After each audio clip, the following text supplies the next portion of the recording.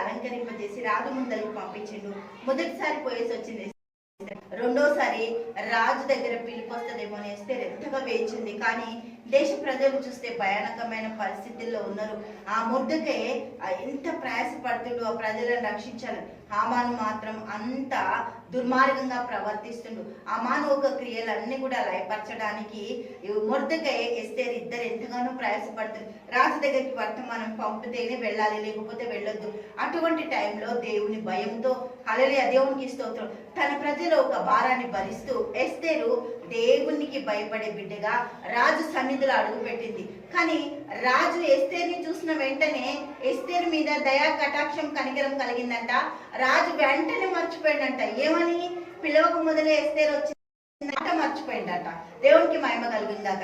దేవుడు చేస్తున్న కార్యాలు కంటికి కనబడే, చెవులకు వినబడే, హృదయంకి గోచరము కావు అటువంటి గొప్ప గొప్ప అద్భుతాలు దేవుడు మన జీవితాలలో చేయడానికి ఎంతగానో సమర్థుడు. దేవునికి మహిమ కలుగును గాక. హల్లెలూయా. ఈ సంగతులన్నీ కూడా హామాను విని ఎంతగానో భయపడుతుండు. దేవుడికి మహిమ కలుగును గాక. ఎస్తేరు 3వ అధ్యాయం 1వ వచనం చూద్దాం.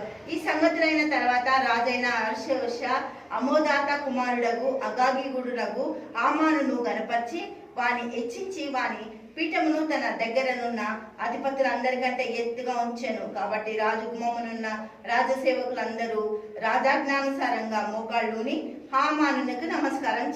అటువంటి పరిస్థితుల్లో మొర్దెకై మాత్రం యూదుడు దేవుని బిడ్డ కదా, ఎక్కడ తల వంచకుండా తన దేవుడికి భయపడ్డాడు. హల్లెలూయా. తన దేవునికి భయపడు బిడ్డలకి కొరత కొదవ ఏది ఉండదు, బలహీనతలు ఉండవు, భయం ఉండదు, ఆందోళన ఉండదు.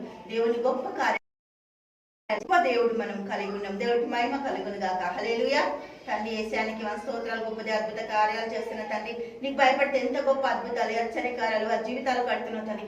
హామానుని ప్రభా హతమార్చి మొర్దెకైని నిలబెట్టినావు కదా, ఎస్తేరుగా నిలబెట్టినావు నాయన. నీకు స్తోత్రాలు చెల్లిస్తున్నాం తండ్రి. శత్రు శేషం లేకుండా చేస్తావు కదా ప్రభా.